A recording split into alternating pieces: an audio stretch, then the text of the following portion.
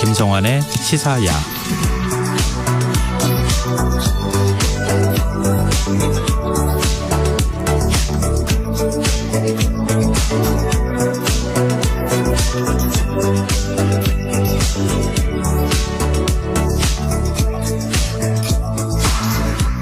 하루의 마무리, 오늘도 함께 하시죠. 시사평론가 김성환입니다.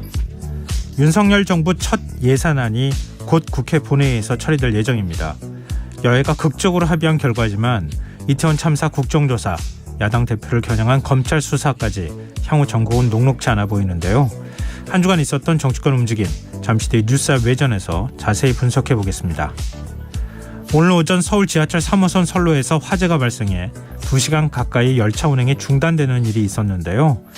최근 열차 사고가 잦은 이유는 뭔지, 어떤 대책이 필요한지 더 깊이 있게 들여다보는 인터뷰 시간에 전문가와 얘기 나눠보겠습니다. 김성환의 시사에는 청취자 여러분들의 관심과 참여 기다립니다. 방송 내용과 관련해 의견 있으신 분들은 문자 보내주십시오. 당첨된 분들께는 모바일 쿠폰 보내드릴 텐데요. 참여하실 번호는 샵 9730이고요. 짧은 문자는 50원, 긴 문자는 100원의 이용료가 부과됩니다. 콩 어플리케이션과 KBS 라디오 유튜브 채널을 통해서도 저희 방송을 실시간으로 시청 또 참여하실 수 있습니다. KBS 라디오 김성환의 시사야. 그럼 지금 시작하겠습니다.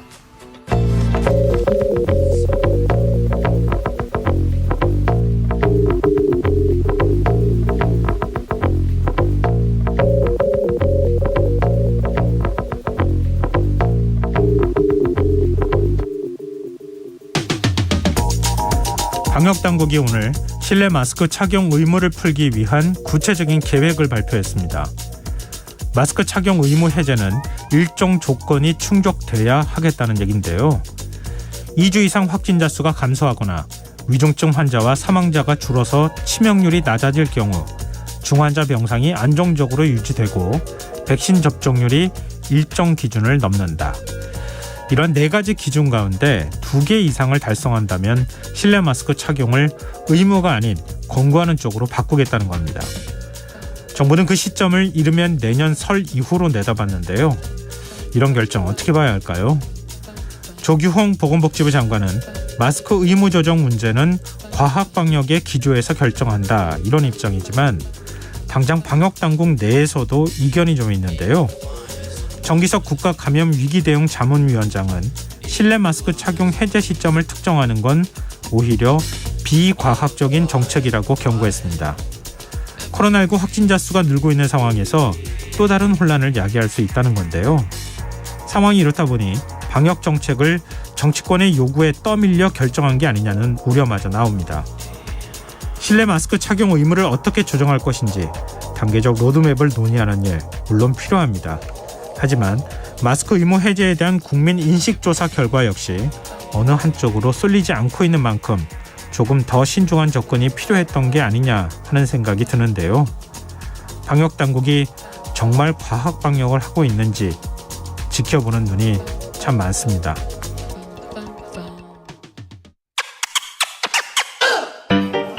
오늘 밤 당신 안에 꿈틀거리는 지식충전 본능이 깨어납니다.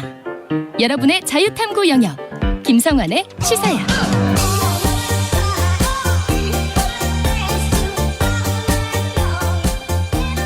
한 주 동안 있었던 이슈 가운데 우리가 조금 더 깊이 들여다봐야 할 정치권 움직임 분석해보는 시간입니다. 뉴스앱 외전 늘 꽉 채워주시는 두 분 패널 소개해드리겠습니다. 김민하 시사평론가 모셨습니다. 안녕하세요. 안녕하세요. 배용찬 인사이트K 연구소장 자리하셨습니다. 안녕하세요. 안녕하십니까, 배용찬입니다. 네. 국회가 오늘 밤 지금 본회의 10시부터 원래 지금 예정돼 있다 이렇게 얘기가 나오는데 이 본회의에서 내년 예산안 처리하고 예산 부수 법안도 지금 처리하는 것으로 예정돼 있는 상황이잖아요. 그동안에 예산안 심사 과정, 또 줄다리기, 또 힘겨루기 과정들 다 지켜보셨을 것 같고 또 합의한 내용도 아마 검토를 하셨을 것 같은데요. 이번 예산안 처리 어떻게 보고 계시는지 말씀을 좀 듣고 싶네요. 저는 일단은 예산안 처리되는 과정을 보면서 국회의 심판이 필요하구나. 이런 필요하구나. 생각을 국민들은 가질 수밖에 없었을 것이다. 제가 뭐 국민을 다 대변할 수는 없지만 그런 분노가 분명히 각종 데이터에도 감지가 됐다고 봐야 될 것 같고요. 왜냐하면 우리가 뭐 정당 지지율이야 어느 정당을 지지하겠느냐 이렇게 물어보는 거지만 예. 정말 이 정당이 역할을 제대로 하고 있느냐 예. 더군다나 국회의원들이 국민들을 대표하는 역할을 하고 있느냐 이렇게 물어보면 거의 점수를 주지 않는 국민들이 다수가 아닐까 싶어요. 왜냐하면 일단은 저는 이 활동과 관련해서 평가를 한다면 첫 번째로는 예산안이 그렇게 시기가 중요했음에도 불구하고 일단 시기에 대해서 역할을 제대로 못한 무책임성 또 하나는 뭐냐면 내용을 보더라도 결국 이러려고 이렇게 연장을 했던 것인가 동부진압되게 가지 않는 것이고 네. 세 번째는 오늘 밤 10시지만은 오늘도 지금 계속해서 9시 또는 6시에 더 일찍이 6시에 본회의를 열어서 부서법안과 예산안을 통과시키려는데 왜 미뤄진지 아십니까?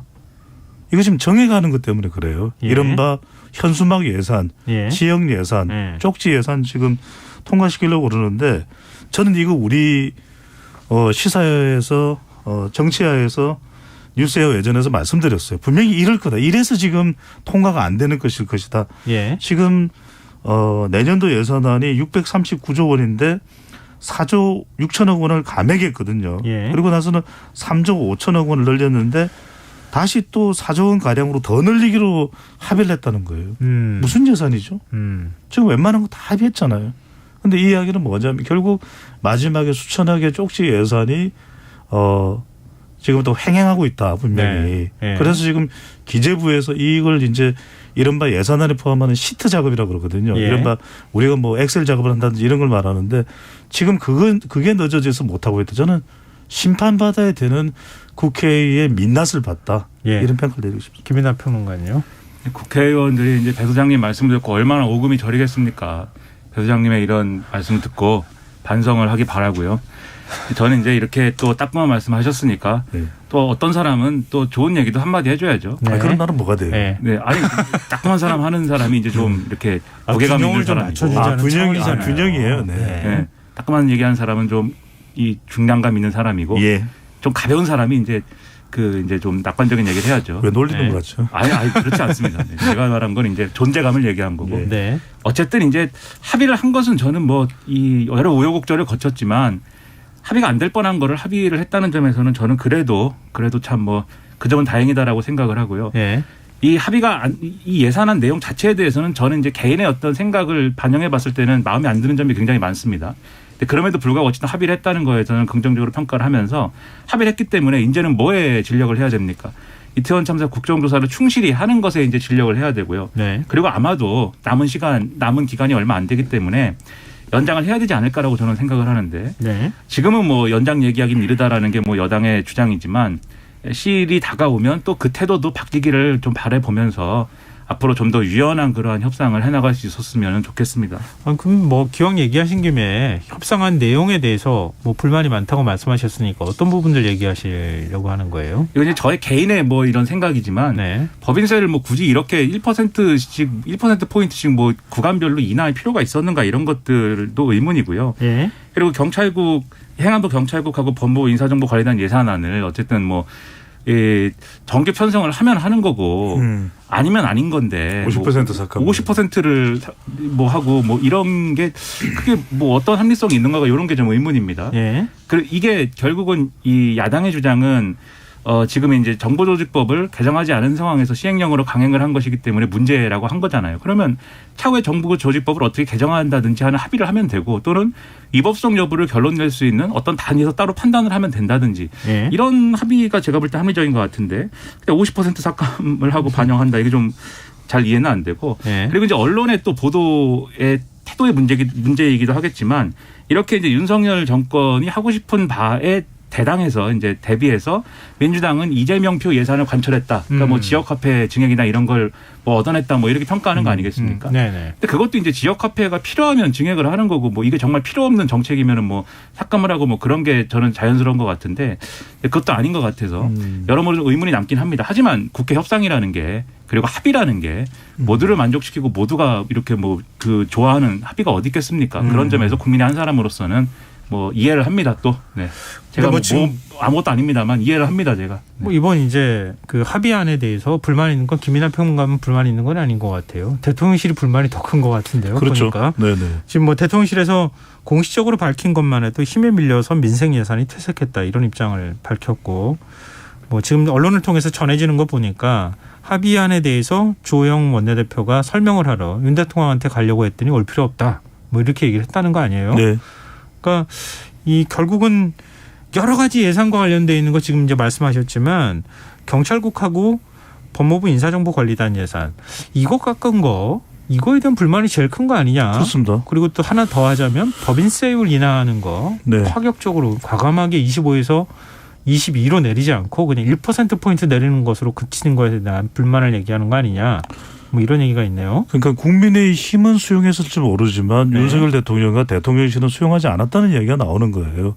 그래서 저는 여기서 이제 두 가지를 발견할 수 있는 것이 뭐냐면 한 가지는 지금 이제 윤석열 대통령도 그렇고 이 대통령실에 나오는 반응은 국민의힘이 수용한 것에 대해서 합의한 것에 대해서 탐탁지 않다. 예. 그 이야기는 저는 결과적으로는 예산안이 통과되고 난 이후에도 내년도 이제 이 국정 운영을 하면서 더불어민주당이 협조해주지 않아서 이런 상황이 벌어진 것이다에 대한 여지를 좀 남겨둔 것이라고 보고 또 하나는 윤석열 대통령으로서는 상당히 불쾌했을 것 같아요.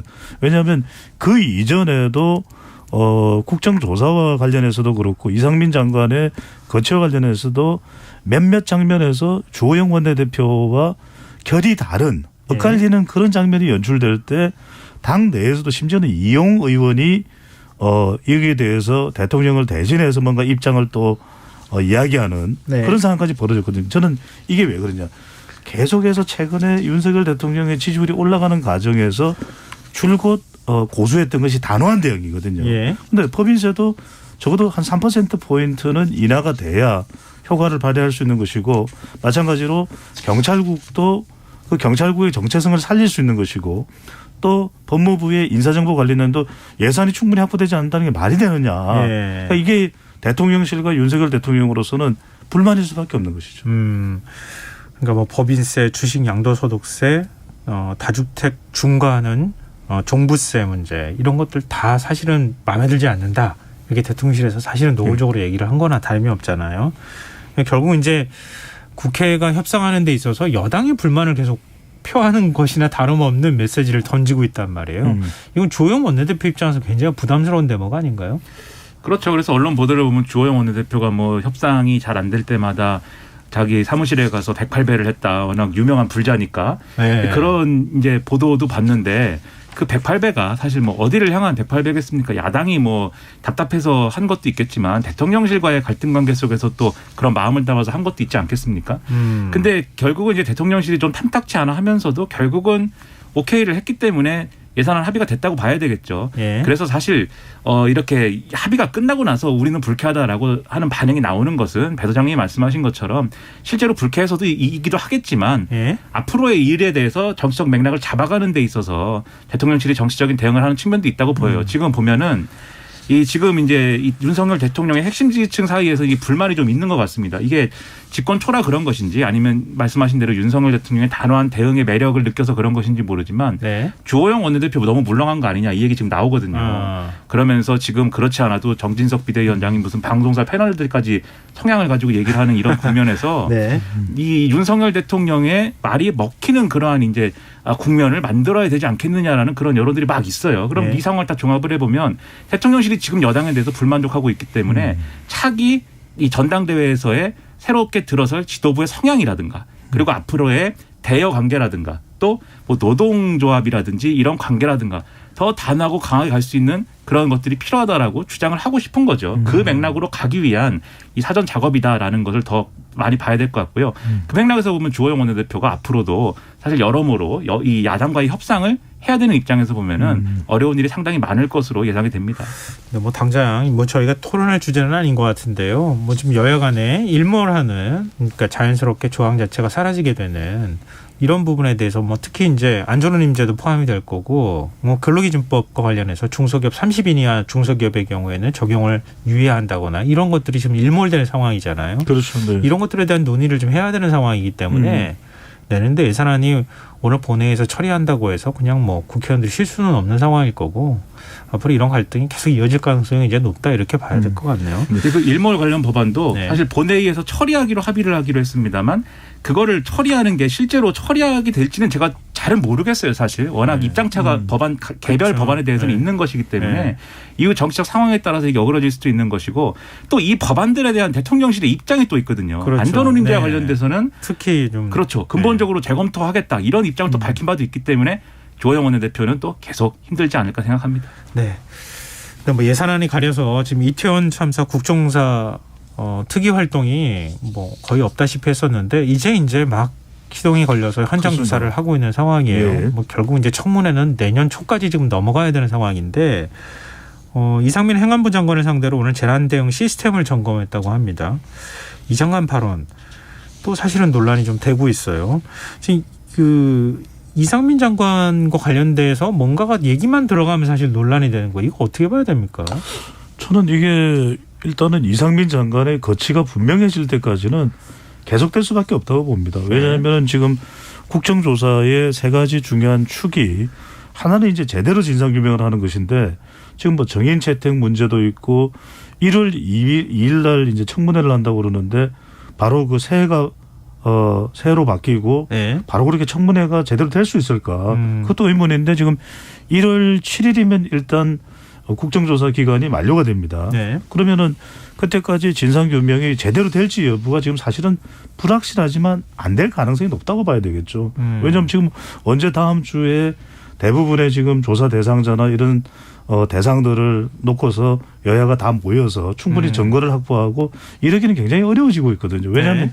이게 어떤 특정 대상이 아니라 재난 시스템을 점검을 해야 되는 부분이기도 하고 두 번째는 뭐냐면 이제 그러면 기간을 연장할 거냐. 지금 그것도 결정이 안 됐습니다. 예. 이 부분도 상당히 여야 간의 갈등이 빚어질 수밖에 없고 세 번째가 제일 중요한데 그럼 진상규명이 끝나고 나서 이상민 장관을 더불어민주당은 거취 표명을 할 거라고 기대할 것이고 예. 지금 진행되는 상황을 보면은 윤석열 대통령은 경질하거나 또는 사퇴 조치를 취할 가능성이 별로 없다. 그러면 이게 국정조사 끝난다고 해서 이 일이 매듭될 것인가? 그러기가 어렵다고 봐야 되겠죠. 네. 김민하 평론가 어떻게 예측하세요? 그러니까 거취에 대해서 윤석열 대통령이 뭐 당장 이 조치를 할 생각이 없다면 적어도 이런 자리에 장관이 나와서 제대로 된 대응을 할 수 있도록 주의를 주든지 무슨 준비를 시키든지 이런 게 있어야 된다고 저는 생각을 하거든요. 네.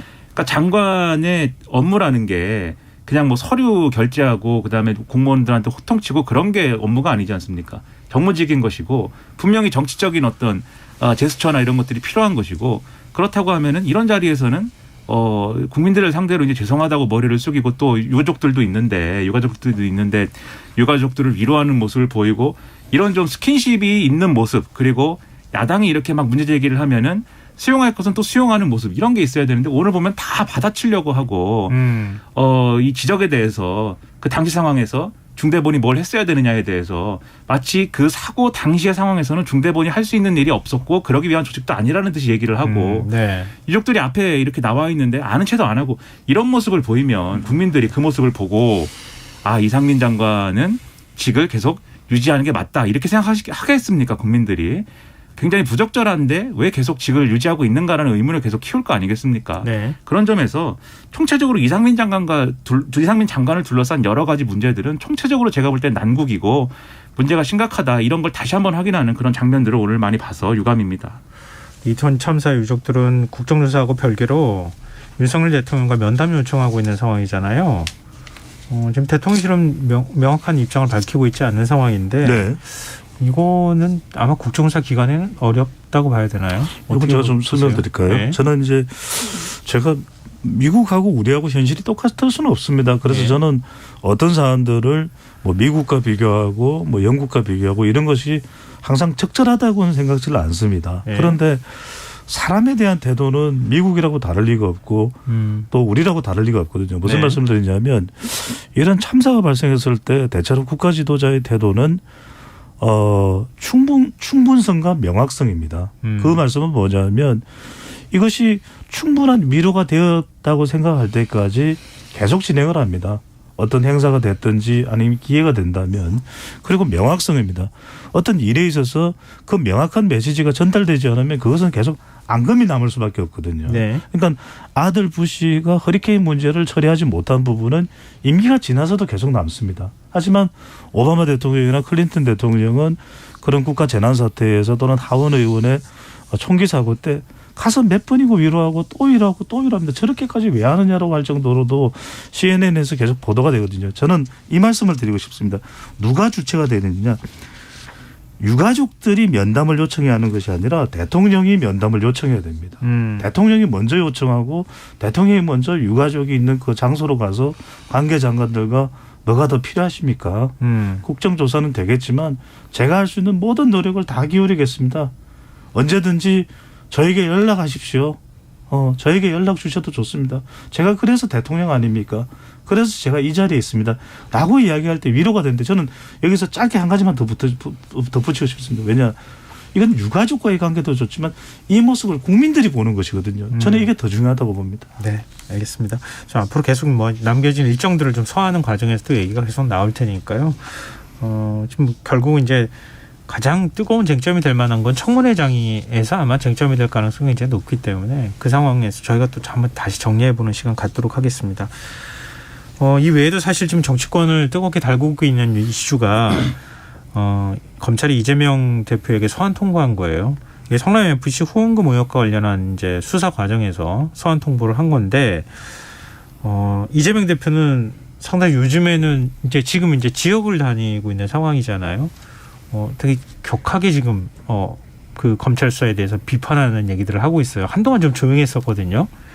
근데 검찰 소환 통보에 응하지 않을 가능성이 높다 이런 얘기가 나오는데 이 부분 어떻게 보시는지 얘기를 좀 듣고 싶어요. 이게 좀 굉장히 뜨거운 쟁점이 될 가능성이 높아 보이거든요. 그렇죠. 이재명 대표가 지금 이제 말씀하신 대로 지역을 돌고 있기 때문에 그 현장 즉석 연설이라든가 이런 걸 하게 되지 않습니까? 예. 그러다 보니까 이재명 대표가 온갖 얘기를 다 했는데 내 생일이라서 뭐 보낸 거냐부터 시작해서 네. 그게 내 생일이 아니어서 나한테 살을 날려도 안 맞는다 뭐 이렇게도 얘기를 했어요. 그 재밌는 얘기라고 생각을 했는데 근데 뭐 지금 뭐 말씀하신 대로 지금 언론에 나오는 분위기나 이런 걸 보면은 이제 소환에 응하지 않는다고 하는데 이게 뭐 한 차례 두 차례 정도는 응하지 않을 걸로 제가 봅니다. 왜냐하면 일정을 조율해야 되고 지금 다른 일정이 있고 뭐 이런 여러 가지 얘기를 들어서 응하지 않을 걸로 보는데 끝내 이 세 차례 이상 뭐 이렇게 계속 응하지 않으면은 결국 체포동의안 보낼 거거든요, 검찰이. 네.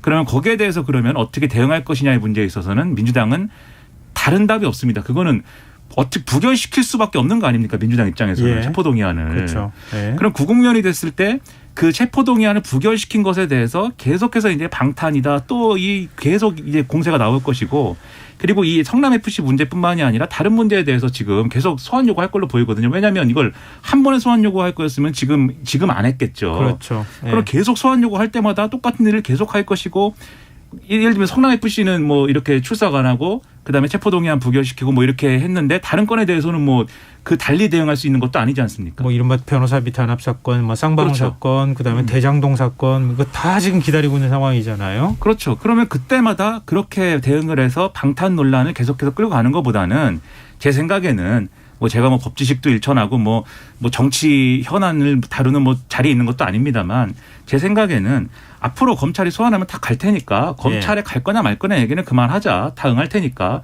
우린 더 중요한 일 있지 않느냐. 이렇게 민주당이 상황을 끌고 가는 게 차라리 낫지 않나 싶고요. 그리고 민주당 일각에서 그 걱정을 하는 것 같습니다. 예. 노웅래 의원 같은 경우에는 소환조사 응했는데도 체포동의안 보내더라. 그러니까는 검찰이 또 체포동의안 보내면 다 말짱 뭐 도루묵 아니냐 이건데 예. 그때는 또 민주당이 할 말이 생기는 거죠. 우리가 다 조사도 받고 한다는데 일부러 이거 왜 보냅니까? 할 말이 또 생기는 거 아닙니까? 예. 그런 여러 가지를 종합을 해보면 이리 보나 저리 보나 저는 검찰의 소환 요구에는 응하는 게 민주당 입장에서는 더 나을 것이다. 그렇게 생각합니다. 근데 지금 말씀하신 것처럼 소환 조사 받을 테니 자 이제 민생 얘기하자 이렇게 얘기하면 검찰이 오히려 소환 조사 안 하고 부담스러워서 좀 기다렸다가 수사 다 모아가지고 한꺼번에 소환 조사 통보할까요? 아니면은 소환 조사 받겠다고 했으니 건건마다 나와서 검찰에 조사받으라 이렇게 얘기할까요? 저는 건건마다 할 걸로 보입니다. 아 건건마다 할 건건마다 것이다. 할 것인데 저는 네. 우리 겸손한 김민환 평론가의 분석에 전적으로 공감하는 게 뭐냐면 네. 이재명 대표가 억울하게 생각할 수도 있을 것 같아요. 그리고 이재명 대표는 이건 정치적 탄압이다, 모욕죽이다 이렇게 생각할 수도 있을 거예요. 네. 저는 그렇지만 이럴 때 더 차분하고 논리적인 법적 대응을 하는 것이 더 효과적이라고 봅니다. 그 방법이 사실 지금 고민스러운 그래서 거잖아요. 저는 뭐냐면은 결국은 오히려 더 냉정한 대응을 할 필요가 있을 것 같아요. 그러면은 성남 FC가 어떤 건이냐 그 핵심을 잡아서 그 핵심에 대해서 이재명 대표가 어떤 관련이 있고 그것을 해명하는 것을 매우 법적으로 저는 오히려 차분하고 지루할 정도의 대응을 하는 것이 더 맞을 것이다. 왜? 검찰은 큰 조직이지 않습니까? 예. 법적으로 무장되어 있는 그런 검찰은 지금 이재명 대표를 정조준하고 있다. 그런데 저는 이 상황에서 공격적인 대응을 한다. 또 정치적인 반발을 한다. 고해서 이 사안이 무마될 수 있느냐 하면 그렇지 않다고 봐요. 왜냐하면 이제 민주당 일각에서는 그런 이야기가 나옵니다. 그렇게 논리적 이성적 대응을 한다는 이야기야말로 검찰의 법적인 공세에 대해서 인정을 하는 것이다. 하지만 저는 이게 지금 단순히 이 순간을 28일의 소환을 비켜간다고 해서 해소되지 않을 거라고 봐요. 계속해서 내년 2월, 3월 여러 가지 의혹들이 있기 때문에 계속 기소가 되고 또 소환 조사를 또 응할 수밖에 없는 그런 상황에 직면할 수밖에 없다고 보거든요. 네. 그래서 저는 뭔가 좀 어떤 식으로 방향을 해결 대응 방향을 갈지에 대해서 분명히 좀 노선을 정할 필요가 있을 것 같아요. 지금은 지금 뭐 말씀하신 것처럼 예. 소환조사 응하지 말고 그냥 일단 소환조사 받고 나 소환조사 이렇게 당당하게 받는다. 그러고 난 다음에 검찰이 이후에 소환조사 통보해도 또 가서 받고 또 통보하면 또 가서 받고 그렇죠. 그게 민주당이나 이재명 대표가 대응하는 데 있어서는 오히려 더 낫다. 저는 이제 그렇게 생각하고 이런 얘기하면 또 민주당에서 그런 반론을 할 것 같아요. 이게 소환조사에 응한다고 해서 방탄정당이라는 공세가 그러면 뭐 없어지느냐. 계속 할 것이다. 그리고 검찰은 목표를 이미 정해놨기 때문에 소환조사에 응한다고 해서 기소 안 하는 것도 아니고 반드시 기소할 것이다. 맞죠. 저도 기소할 거라고 봅니다.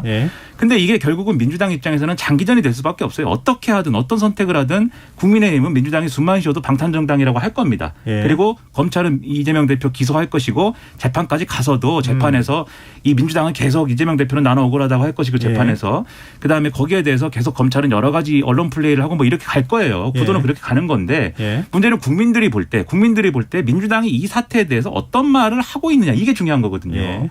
그래서 만약에 민주당이 우리가 셈을 해봤을 때 다음 총선까지 우리는 검찰과 싸우는 당이다. 우리는 검찰하고 계속 싸울 것이다. 검찰은 부당하고 검찰의 싸움 부당하고 이것은 정치 탄압이다라는 주장을 총선 직전까지 계속 끌고 가는 게 정치적으로 유리하다고 판단하면 그렇게 하겠죠. 그런데 만약에 그게 예를 들면 민주당의 김종민 의원 같은 경우에는 라디오 방송에서 그런 얘기 한 적이 있어요.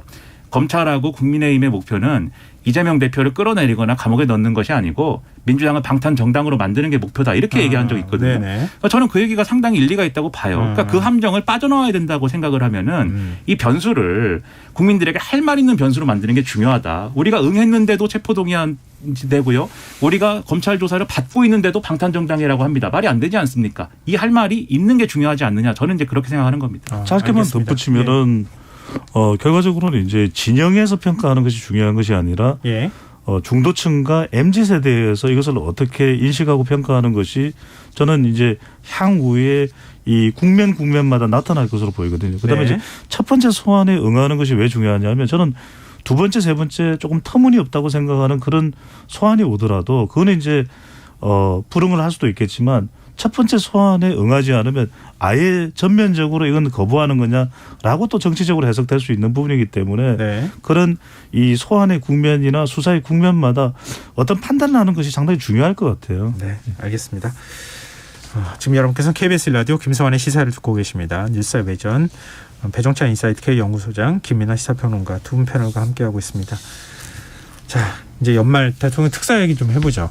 법무부 사면심사위원회가 오늘 특사 명단을 추린 것 같아요. 일단 뭐 그 국무회의 상정하는 안건 자체를 만들었다는 게 거의 뭐 지금 이대로 된다 이렇게 봐도 무방할 것 같은데 이명박 전 대통령은 특별 사면 복권까지 갔는데 김경수 전 경남지사의 경우에는 그동안에 언론에서 많이 얘기 나왔던 것처럼 사면은 하되 정치적 복권은 안 된다 이렇게 지금 결정을 했어요. 이 사면에 뭐 아직까지 최종 확정된 건 아니지만 국무회의를 통과해야 되겠지만 이대로 만약에 사면되는 걸 특사를 하는 것에 대해서 두 분은 어떻게 평가하시는지. 김경수 포비아 또 정치적인 노림수가 담겨 있다고 봐야 되겠죠. 예. 그러니까 대체적으로 우리가 사면을 이야기할 때는 복권은 뒤따라오는 것이었거든요. 예. 그런데 이명박 전 대통령에 대해서는 사면과 복권이 이제 동시에 되는 것이고 예. 김경수 전 지사에 대해서는 복권을 하지 않는 것인데 사면만 하겠다는 것입니다. 그러니까 형 집행이 정지되는 것이고 그렇다면 이건 어떤 의미가 있을까? 김경수 전 지사가 다시 정치 일선에 뛰어든다면 그만큼 국민의힘으로서는 부담될 수 있다. 예. 왜? 바로 복권이 되면은 당장 2024년 총선에 나갈 수도 있거든요. 예, 복권 안 하면 2028년까지는 그렇습니다. 예. 바로 그 부분입니다. 네. 적어도 김경수의 손목과 발목을 묶어두겠다. 예. 정치적으로는 날개짓을 못하도록 예. 사실 그런 상황이라고 봐야 되겠죠. 그러면은 김경수 전 지사가 복권까지 된 상황이라면 국민의힘과 여당으로서는 두 명의 유력한 정치적인 이 영향력이 있는 정치인 두 사람과 맞상대를 해야 되거든요. 이재명과 그리고 김경수. 근데 예. 김경수를 묶어두면은 이재명만 상대하면 되니까 김경수에 대한 포비아를 공포증이죠. 예. 이걸 상당히 줄여놓을 수가 있다고 판단하는 것이죠. 네, 김민하 평론가 말씀드릴게요. 언론 보도를 보니까는 이런 해석을 국민의힘 일각에서는 하는 모양입니다. 김경수 전 지사를 선거에 나갈 수 있는 상태로 해서 이 사면 복권하면 그게 이제 야당의 뭐 분열을 야기하려는 전략이라는 평을 들을 수 있다. 그래서 이러는 거다라는 평을 하던데. 야당을 위해서 우리가 그렇게 한 거다? 그렇죠. 그렇게 했다고 하면은 상당히 상냥한 정부죠. 야당에 네. 대해서. 네. 아주 상냥한 이제 정권과 여당인데 네. 저는 그렇다고 생각하지 않고요. 근데 내심은 제가 볼 때는 오히려 김경수 전 지사에 대해서 사면 복권을 다 하고 싶을 거라고 봅니다. 그런 이유에서 오히려 야당의 분열이나 이런 데 뭐 득이 될 수 있기 때문에 그런 정치 공학만 생각을 네네. 한다면 네. 여러 가지를 감안해야겠지만 오히려 그렇게 열고 싶을 텐데 그런데 왜 이렇게 하느냐. 저는 이 모든 얘기가 결국은 이명박 전 대통령 사면을 하기 위해서 끼워 맞추는 식으로 판단을 하기 때문에 이렇게 된 게 아닌가라는 의심을 갖고 있습니다. 네. 그러니까 왜 갑자기 이번 사면에서는 주로 정치인들을 대거 사면하려고 하느냐. 그러니까 이명박 전 대통령을 사면해야 되는데 이 진영의 논리에서 한쪽 진영만 사면해 주면은 다른 쪽이 또 사면을 해줘야 되고 이게 균형을 서로 무게를 맞춰야 되니까 서로 맞춰가는 과정에서 이제 대거 정치인 사면이 되는 건데 근데 이 김경수 전 지사를 사면해야 된다라는 주장은 사실 이전에 대선 과정에서 권성동 의원이 한 얘기거든요. 뒤집어서 한 얘기지만 네. 이명박 전 대통령을 문재인 정권이 사면할 것이다. 왜냐하면 김경수 전 지사를 사면하기 위해서 이러면서 하나로 묶여버린 거지 않습니까? 그러니까 이명박 전 대통령을 사면을 하려면 김경수 전 지사를 사면을 해야 되는데 문제는 그것을 윤석열 대통령의 지지층이 수용할 수가 없습니다. 김경수 전 지사가 무슨 뭐 드루킹을 해가지고 안철수 당시 후보 등등에게 상당한 피해를 입혔고 민주주의를 이렇게 무너뜨렸는데 왜 사면 복권합니까? 이렇게 되니까 네. 반만 하는 거죠. 사면만 하고 그러니까 자녀형에 대해서 면제만 하고 복권을 안 시켜줬다. 이렇게 가는 건데 저는 그냥 이명박 전 대통령 사면이 필요하다고 생각하면 이명박 전 대통령만 사면을 하고 그 정치적인 부담을 안으면 되는데 이렇게 여러 사람을 다 끼워 맞춰서 사면을 하는 게 올바른 사면권 행사의 방식인가에 대해서 한번 돌아봐야 되지 않나 그런 생각이 좀 듭니다. 네, 알겠습니다. 뭐 사면 최종 결정된 건 아니니까요. 우리가 네. 다시 한번 얘기할 기회를 만들어서. 근데 한 가지 네.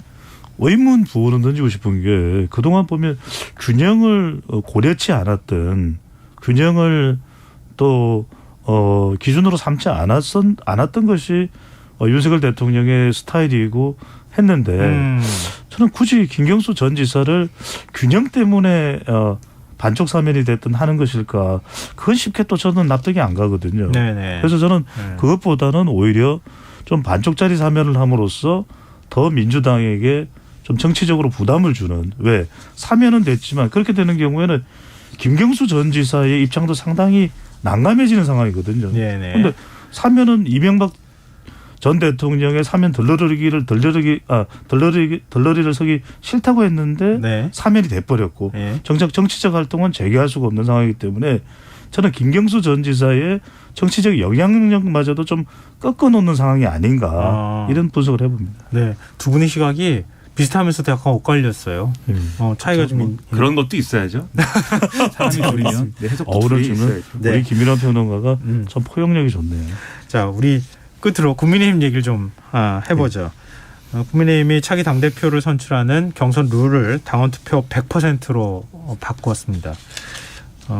이게 사실 일사천리로 지금 당원 선거 룰을 그 규칙을 바꾼 거잖아요.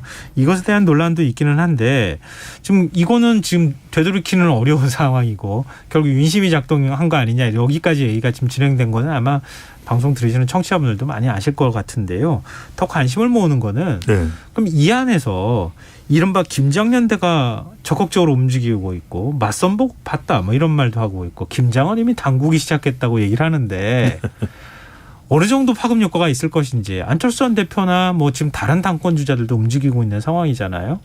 지금 국민의힘 당권 경쟁 구도와 룰 간의 관계, 상관관계 이런 것들이 어떻게 지금 진행이 될 거라고 보십니까? 저는요 윤심은 아직 결정되지 않았다는 생각이 듭니다. 윤심은 결정되지 않았다? 예, 이 룰은 친윤 후보 중 누군가를 낙점해 놓고 또는 누군가의 가능성이 상당히 높다고 보고서 당원 100%와 결선 투표로 간 것이 아니라 저는 이번에 이 전당 룰의 변경은 유승민 배제 룰이다. 그러니까 네. 유승민 전 의원이 최근 이제 국민 여론조사에서 전체 응답자에서도 가장 높은 결과가 나오고 있고 네. 또 국민의힘 지지층에서도 가장 높지는 않지만 의미 있는 경쟁력이 나오고 있거든요. 예. 그 이야기는 자칫 잘못하다가 이거 당 대표가 국민 여론조사 30% 포함했다가 유승민 다자대결 구도가 되고 결선 투표가 없으면 유승민 전 의원이 되는 거 아니야? 네. 이렇게 생각할 수 있기 때문에 저는 유 전 의원을 배제하는 룰이다. 그런데 그러면 왜 지금 친윤 후보가 결정되지 않았냐는 말씀을 드리냐면 여전히 지금 이준석 전 대표는 새우 2마리를 이야기하고 예. 있고 그다음에 정진석 비대위원장이 지금 생선 파티가 벌어졌어요. 예. 돌고래와 고등어를 이야기하고 있거든요. 저는 생선은 구워 먹어야지 지금 무슨 이야기를 하는지 모르겠는데 그 이야기는 아직까지 김장연대라는 게 그러면 김기현 의원의 지금 당대표가 되는 경우에 여론조사 등에서 대중성이나 파괴력이 그렇지가 않거든요. 저는 아직 윤심은 결정되지 않았다. 네. 어쨌든 비윤이 들어가는 거는 차단을 한 것이나 다름없는 룰을 지금 만든 거 아니에요. 결선 투표제까지 만들어 놨으니 이게 이제 다 그 주류의 어떤 분석인 것 같고 나머지는 있는데 안에서 경쟁해라. 이런 그렇죠. 거예요. 그렇죠. 정확하게는 비윤 지금 뭐 언론 표현에 의하면 안철수 의원도 비윤이고 뭐 나경원 전 의원도 비윤이고 뭐 이러고 있으니까는 비윤을 배제한다기보다는 반윤을 배제하는 거겠죠. 그게 이제 유승민 전 의원이고. 네. 근데 저는 뭐 지금 다 배 소장님 말씀하셨고 뭐 또 시간도 얼마 안 남았을 테니까 한 말씀만 드리면 김장연대라는 말이 이 코미디 같은 상황을 종합적으로 다 보여주고 있다고 봅니다. 그러니까 장제원 의원이 막 결혼 얘기를 하는데 장제원 의원이 신랑감 신부감은 맞나요? 본인이 출마를 해가지고 단일화한다는 얘기가 아니지 않습니까? 본인이 네. 지지하고 말고를 결정하는 것이지 거기에 왜 김장연대가 나옵니까? 저는 뭐 안나연대라든지 이런 건 말이 돼요. 두 후보 간의 얘기니까. 네. 근데 김기현, 장제원 의원은 뭘 연대라는 거죠? 뭐 울산과 부산의 연대인가요? 이게 이상하지 않습니까? 네. 장제원 장제원 의원이 윤핵관이다. 이 윤석열 대통령의 측근이다. 이거 외에는 이게 안 되는 상황 아닙니까? 그런 거에 가지고 지금 김장 얘기를 며칠씩 하는 걸 보면 이 전당대회가 과연 국민들에게 무슨 희망을 줄 수 있느냐 상당히 좀 우울합니다. 네. 민주당은 검찰이 흔드는 형국이고 예. 국민의힘은 국민의힘 스스로가 흔드는 형국으로 가는 거 아닌가 예. 뭐 이런 생각도 좀 드네요. 자 오늘 뉴스의 외전 여기서 마무리하겠습니다. 지금까지 배종찬